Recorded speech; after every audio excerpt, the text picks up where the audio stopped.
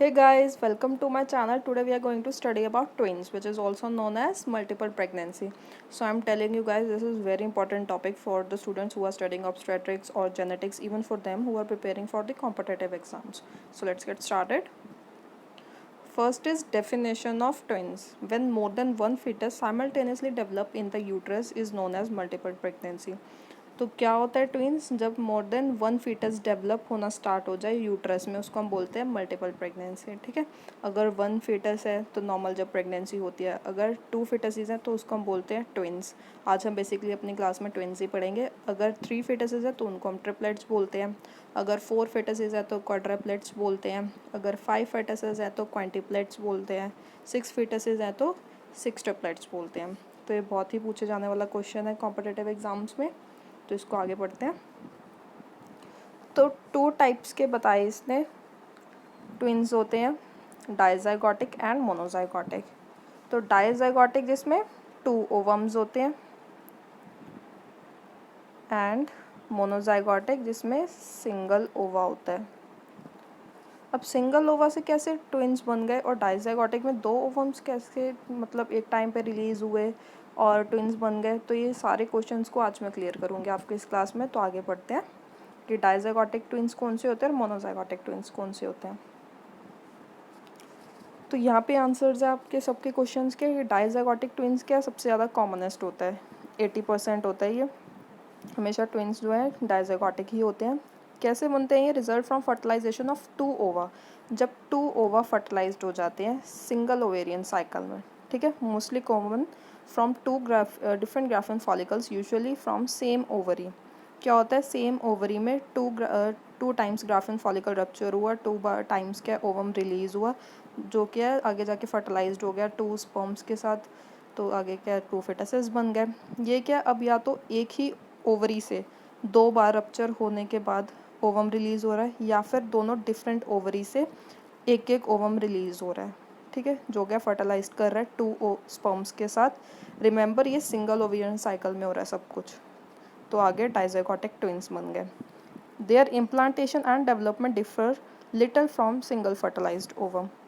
कहते हैं इन दोनों की क्या इम्प्लांटेशन और डेवलपमेंट डिफरेंट होगी, क्योंकि दोनों की जो है फर्टिलाइजेशन डिफरेंट टाइम्स पर हो रही है, हो सिंगल ओवेरियन साइकिल पे रही है, बट दोनों की क्या डिफरेंट हो रही है डेवलपमेंट, और इम्प्लांटेशन भी डिफरेंट होगी। हैंस कॉल्ड फ्रेटर्नल ट्विंस, इसीलिए इनको फ्रेटर्नल ट्विंस में बोलते हैं। तो फ्रेटर्नल ट्विंस क्या होता है? जब डेवलप होती है सेपरेट फर्टिलाइजेशन होने के बाद, जो डिफरेंट ओवम फर्टिलाइज्ड होते हैं, तो दोनों जो ट्विंस बनते हैं, जो फिटसेस बनते हैं, वो जेनेटिकली भी डिफरेंट होंगे और ज़रूरी नहीं है वो सेम जेंडर के भी हों। मतलब एक मेल हो सकता है और दूसरा फीमेल हो, ज़रूरी नहीं है दोनों मेल या दोनों फीमेल हो, क्योंकि ये दोनों डिफरेंट ट्विंस हैं, दोनों की डिफरेंट डेवलपमेंट हो रही है, प्लांटेशन हो रही है, but more similarly in appearance than other siblings. But ज़्यादा चांसेस क्या रहते हैं? दोनों अपीयरेंस में सिमिलर होते हैं एज़ कम्पेयर टू जो नॉर्मल सिबलिंग्स होते हैं, तो उनको हम बोलते हैं फ्रेटर्नल ट्विंस। काफ़ी बार पूछा जाता है कि व्हाट इज़ फ्रेटर्नल ट्विंस। उसके बाद आ गया मोनोजाइगोटिक ट्विंस। तो मोनोजाइगोटिक ट्विंस जो मोनो है, मोनो वर्ड का मतलब होता है वन, डाई मतलब टू। तो मोनोजाइगोटिक ट्विंस क्या, इसके चांसेस बहुत कम होते हैं, 20% चांसेस होते हैं result from fertilisation of single ovum. क्या होता है इसमें? इनको हम आइडेंटिकल ट्विंस भी बोलते हैं। कई बार मेरे से स्टूडेंट्स पूछते हैं, एक बार जेनेटिक्स की क्लास में पूछा था कि मैम वो कौन से फिटसेस होते हैं जो सेम शक्ल में दिखते हैं, आइडेंटिकल होते हैं, वो कैसे बनते हैं, कैसे उनकी ट्विनिंग होती है। तो आज सबके क्वेश्चंस क्लियर होंगे। तो वो कौन से फिटसेस होते हैं? मोनोजाइगोटिक ट्विंस, जो फर्टिलाइज्ड होते हैं single egg that splits in two. मतलब सिंगल ओवम था, वो स्प्लिट हो गया टू में। ठीक है, तो अगर सेम ओवा था, एक टाइम पर रिलीज़ हुआ, उसके बाद फर्टिलाइजेशन हुई उसकी, बट उसके बाद क्या है, वो उसको सेपरेशन हो गई। ठीक है, दो में स्प्लिट हो जाना, अब वो कोई भी सर्कमस्टांसेस होने की वजह से हुआ, तो अब वो एक से ही स्प्लिट हुआ, तो दोनों का जेनेटिक मटेरियल भी सेम होगा, दोनों फिटसेस का जेंडर भी सेम होगा, इसलिए वो अपीयरेंस में भी सेम होते हैं, आइडेंटिकल होते हैं। ट्विनिंग में occur at different periods after fertilisation. किसी भी डिफरेंट पीरियड पे फर्टिलाइजेशन होने के बाद ट्विनिंग हो सकती है, जिसकी वजह से क्या इम्प्लांटेशन में भी चेंजेस आएंगे दोनों के, और दोनों की जो फीटल मेम्ब्रेन्स है वो फॉर्मेशन में भी डिफरेंसेस होंगे। तो ये था dizygotic twins and monozygotic. Dizygotic जो दो ओवम्स डिफरेंट ओवम्स के फर्टिलाइज्ड हो रहे हैं डिफरेंट स्पर्म्स के साथ, दोनों की अलग अलग डेवलपमेंट हो रही है। मोनोजाइगोटिक जब सिंगल ओवम सेपरेट हो रहा है दो में, उसके बाद ट्विनिंग हो रही है, तो तभी वो आइडेंटिकल रहते हैं। और डाइजाइगोटिक में ज़रूरी नहीं है कि वो मतलब सेम अपीयरेंस के हों या फिर सेम जेंडर के हों, तो उनको हम फ्रेटर्नल ट्विंस बोलते हैं। तो आगे बढ़ते हैं। अब है डिटर्मिनेशन ऑफ जाइगोसिटी। हम कैसे डिटरमाइन करेंगे जो ट्विन्स है वो डाइजाइगोटिक थे या मोनोजाइगोटिक थे। तो उनको हम एग्जामिनेशन करते हैं प्लेसेंटा एंड मेम्ब्रेन्स के साथ। ठीक है, मेम्ब्रेन्स एंड प्लेसेंटा को एग्जामिन करके हम पता कर सकते हैं वो डाइजाइगोटिक थे या मोनोजाइगोटिक हैं। So there are two placenta either completely separated or fused at the margin appearing to be one। तो कहते हैं हमेशा दो प्लेसेंटा होते हैं डाइजाइगोटिक में। डाइजाइगोटिक है, टू फीटसेस हैं, तो टू प्लेसेंटा होंगे उनके, या तो दोनों के अलग अलग बिल्कुल होंगे, या फिर कई बार होता है दोनों प्लेसेंटा के मार्जिन्स जो है वो फ्यूज्ड होते हैं, तो ऐसे अपीयर हो रहे होते हैं वो कि वो एक ही प्लेसेंटा है, बट दोनों के डिफरेंट प्लेसेंटा होंगे। There is no anastomosis between two foetal vessels. तो दोनों जो फीटसेस हैं उनकी वेसल्स में कोई एनास्टोमोसिस, कोई इंटरकनेक्शन नहीं होगा। Each separated with different amnion and Korean.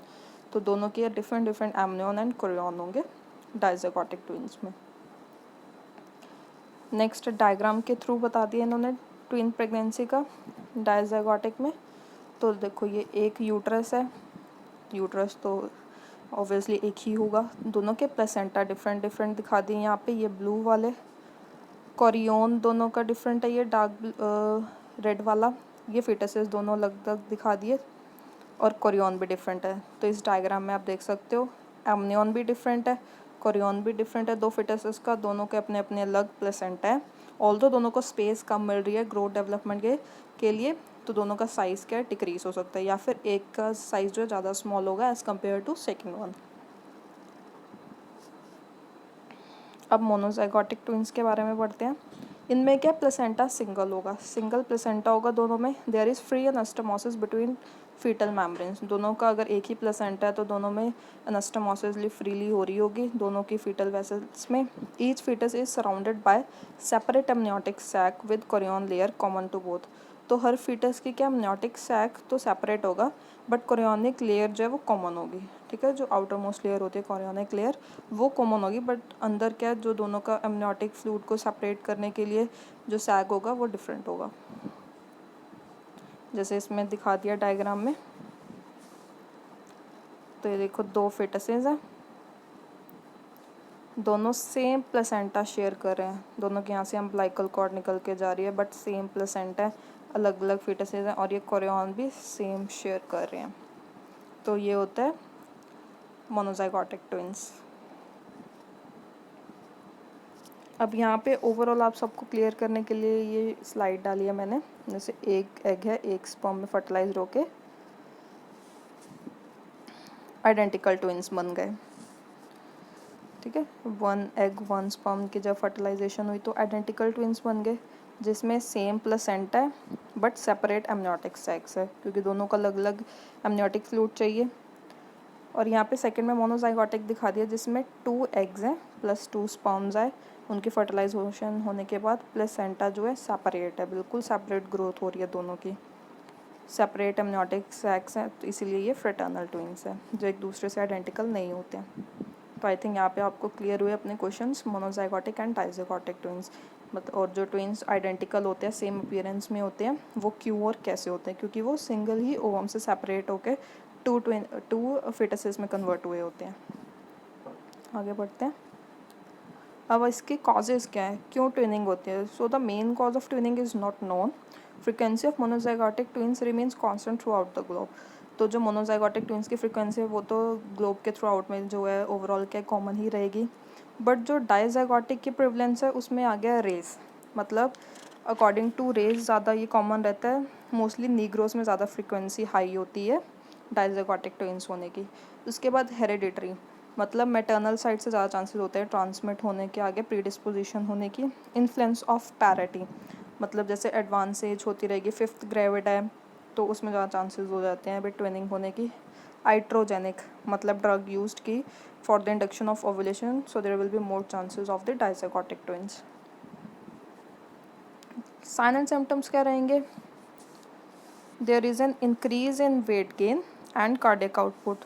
तो कैसे पता चलेगा हमें भी ट्विन्स है मदर के यूट्रस में, तो वेट गेन ज़्यादा इंक्रीज़ होगा, वेट ज़्यादा रैपिडली इंक्रीज़ होता रहेगा, कार्डियक आउटपुट है वो इंक्रीज़ होएगी। Plasma volume is increase by an addition of 500 volume, तो जो फीमेल का जो प्लाज्मा वॉल्यूम है वो भी इंक्रीज़ हो जाएगा up to 500 ml। There is no corresponding increase in red cell volume resulting in haemodilution and anaemia. अब कोई भी रेड सेल्स वॉल्यूम में तो इंक्रीज़ नहीं होता है, वो तो जो नॉर्मल है उतना ही रहेगा, बट यहाँ पर 2 fetuses प्रेजेंट होने की वजह से क्या अनीमिया से ज़्यादा सफ़र करती है मदर, ज़्यादा चांसेस होते हैं भी मदर अनीमिक हो जाए। उसके बाद there is increase in alpha fetoprotein level, tidal volume and GFR। Malpresentation तो क्वाइट कॉमन रहेगी क्योंकि 2 fetuses हैं, सेम लोकेशन एंडोमेट्रियल कैविटी, तो वहाँ पे उन दोनों को ग्रो करने के लिए प्रॉपर पोजीशन नहीं मिल पाती है, प्लेस नहीं मिल पाती है, तो माल प्रेजेंटेशन ज़्यादा कॉमन रहती है।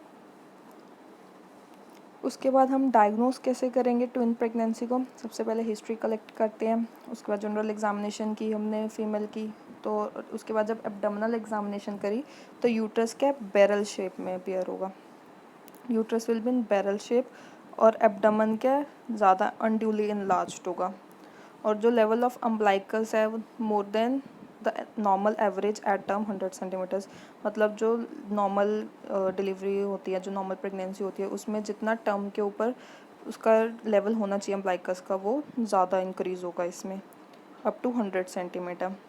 फीटल बल्क ज़्यादा होगा, जब हम उसे पाल्पिटेशन करेंगे तो एक जो फिटस के जितने हमें फिटल पार्ट्स फील होने चाहिए उससे ज़्यादा फिटल पार्ट्स फील होंगे, तब भी पता चलेगा अभी ट्विन प्रेगनेंसी है।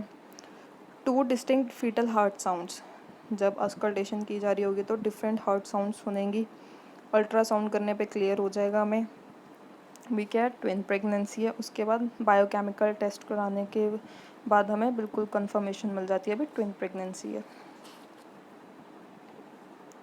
क्या क्या कॉम्प्लिकेशंस हो सकते हैं अगर ट्विन प्रेगनेंसी है मदर को? तो नोज़िया वॉमिटिंग ज़्यादा रहेंगी, अनीमिक हो सकती है, जैसे मैंने बताया था रेड सेल्स में कोई इंक्रीज़ नहीं होता है चाहे ट्विन प्रेगनेंसी हो, जिसकी वजह से क्या है अनीमिक हो जाती है मदर। प्री एक्लेम्शिया होना मतलब हाई ब्लड प्रेशर है प्लस प्रोटीन यूरिया हो रहा है। उसके बाद हाइड्रोमनियस में क्या एक्सेसिव एमनियोटिक फ्लूइड है। फिर APH PPH, APH में क्या एंटीपार्टम हैमरेज, तो एंटीपार्टम हैमरेज होने के ज़्यादा चांसेस है। PPH में क्या पोस्टपार्टम हैमरेज, मतलब डिलीवरी होने के बाद भी ज़्यादा चांसेस होते हैं क्योंकि यूट्रस की क्या टोन लूज़ हो जाती है, ओवर डिस्टेंशन हो जाना यूट्रस का। उसके बाद a longer time taken by one placenta to separate, तो जिसकी वजह से PPH हो जाता है। उसके बाद माल प्रेजेंटेशंस हमने पढ़ा पहले भी ज़्यादा कॉमन है। प्री टर्म लेबर और प्रोलॉन्ग लेबर भी हो सकता है। तो प्री टर्म लेबर मतलब क्या है टाइम से पहले ही लेबर पेन स्टार्ट हो जाना।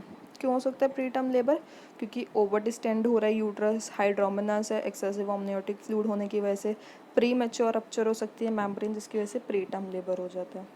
फिर हमने पढ़ा प्रोलॉन्ग लेबर। प्रोलॉन्ग लेबर में क्यों जाएगा? अगर मदर क्या पैरस वूमेन है और बेबीज़ क्या ज़्यादा स्मॉलर है तो प्रोलॉन्ग लेबर चले जाता है। मिस कैरेज रेट ज़्यादा इंक्रीज़ होता है ट्विन प्रेगनेंसी में। इंट्रा यूट्राइन डेथ भी हो सकती है 1 fetus की, मतलब कि यूट्रस के अंदर ही एक fetus की डेथ हो जाना। अब मैनेजमेंट क्या करेंगे हम ट्विन प्रेगनेंसी की? उसकी डाइट प्रॉपर होनी चाहिए, रेस्ट ज़्यादा ले वो। उसके बाद सप्लीमेंट थेरेपी भी दे सकते हैं हम, लाइक ज़्यादा फॉलिक एसिड आयरन ज़्यादा कंज्यूम करे, फ्रीक्वेंट एंटीनेटल विजिट्स करवाती रहे अपना। Vaginal delivery is allowed when both the twins are or at least one twin is with vertex presentation। तो हम वजाइनल डिलीवरी हम कब करवा सकते हैं? या तो दोनों ट्विन्स के वर्टेक्स प्रेजेंटेशन पे हो या फिर सिर्फ वन ट्विन ही वर्टेक्स प्रेजेंटेशन पे हो, तब भी हम करवा सकते हैं वजाइनल डिलीवरी, नहीं तो हम C सेक्शन पे ही जाते हैं। उसके बाद टोकोलेटिक मेडिकेशन दे सकते हैं इफ़ प्रीटर्म लेबर्स अगर पहले ही टाइम से पहले ही लेबर पेन स्टार्ट हो गया तो टोकोलेटिक मेडिकेशन देंगे पेन को डिले करने के लिए, टू हेल्प और to stop contraction of the uterus की कॉन्ट्रैक्शंस को डिले करने के लिए। So this is all about twins. I hope आप सबके क्वेश्चंस क्लियर हुए। So thank you and please like and subscribe my channel advance nursing tips. Thank you.